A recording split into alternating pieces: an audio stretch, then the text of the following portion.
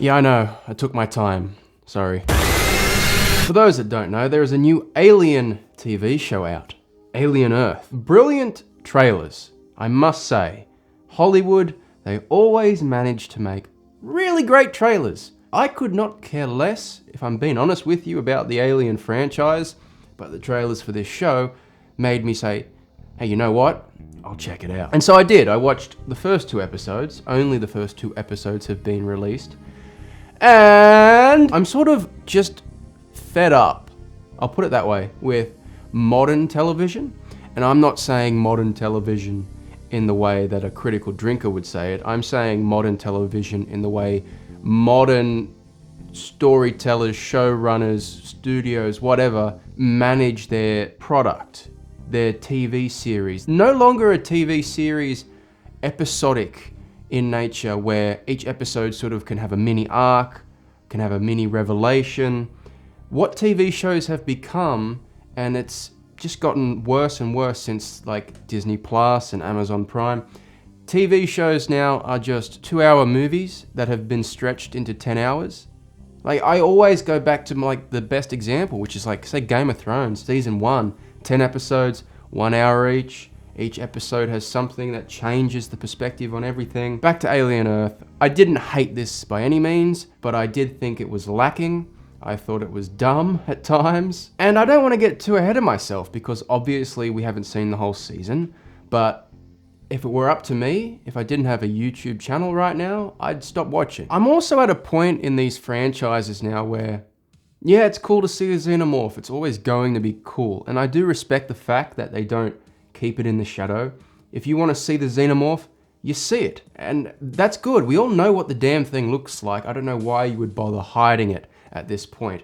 But my hope with these franchises, and I'm believing we're getting that with Predator, actual advancement in the franchise.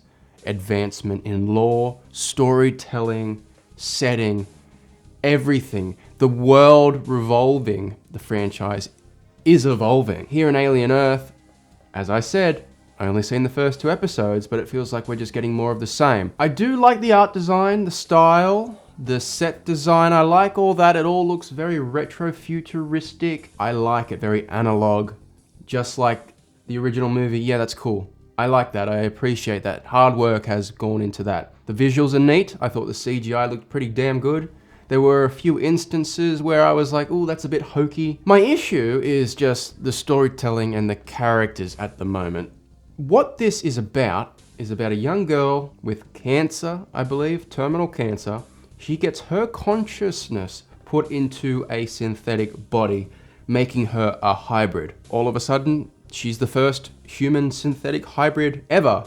And, you know, it's the future, it's science fiction. It's like, all right, that's a neat concept. How does this play into the alien thing? Well, some ship that's gone deep in space, found some specimens, is returning to Earth. Among them is the facehugger. One of the synthetics robots on that ship sabotages it, crashes it.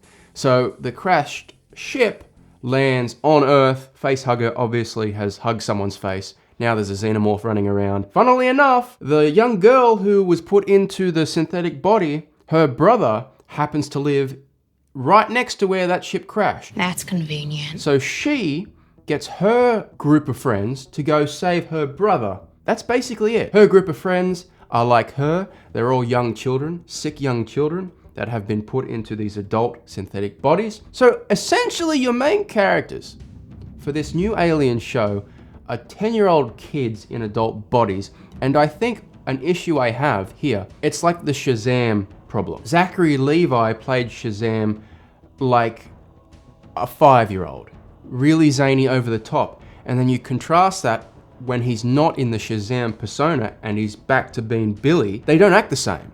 And in this show, the young girl at the start, she's very morbid and sad, and then you skip ahead to when she's got her new body and she's dumb and goofy and weird and watches Ice Age, and it's just kind of bizarre. And I understand you might feel a new sense of life having a new body and not, you know, having brain cancer or whatever. That might make you happy, yes.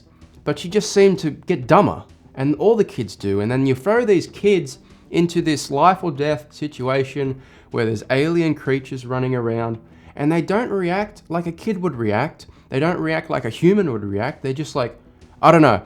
There was something missing about all the characters in this show, except for, I will say, forgotten his name.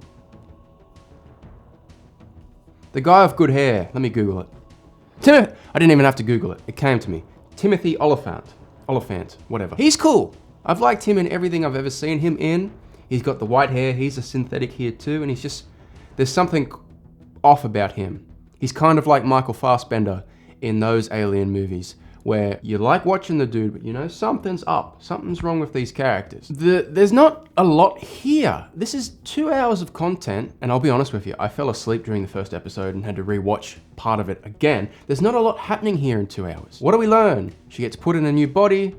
She likes it. An alien ship crashes. There's aliens running about. They go to the city to try and save her brother, contain the aliens. There's just not a lot here.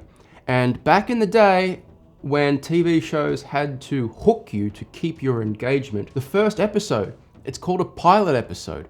It's meant to be the hook. And if this series launched with just the first episode, you'd stop watching. Like, think about Breaking Bad, how that starts.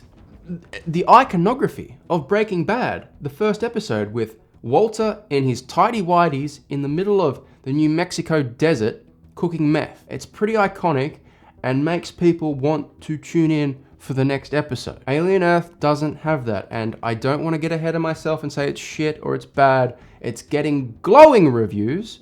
I don't quite agree with it if we're only talking about the first 2 episodes.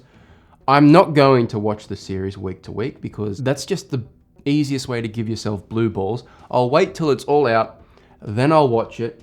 And if I feel like talking about it when it's all said and done, I will make another video. As of right now, I think it's overrated. I think it's severely lacking. I appreciate the art design. I appreciate the set design. I appreciate the xenomorph is not being hidden, and from what I can tell is a practical suit. I like all that. There's some dodgy effects. There's some great effects. The music is nothing special. The writing is nothing special. I don't really know how to feel about this. To me, it feels like with Predator, Dan Trachtenberg at the helm, Predator Badlands coming out, they know where they're taking the Predator franchise. Alien just feels like it's stalling. Between Romulus and what I've seen here, it's either we do the same thing that Ridley Scott did 50 years ago, or we just put a xenomorph on the screen because you're bored. Here's some blood and guts. I don't know. What did you guys think? Sorry the video's late. Please like, comment, and subscribe. I'm gonna have to start asking you all to do that from now on because we gotta grow the channel. And yeah, I'll see you in the next video. Goodbye.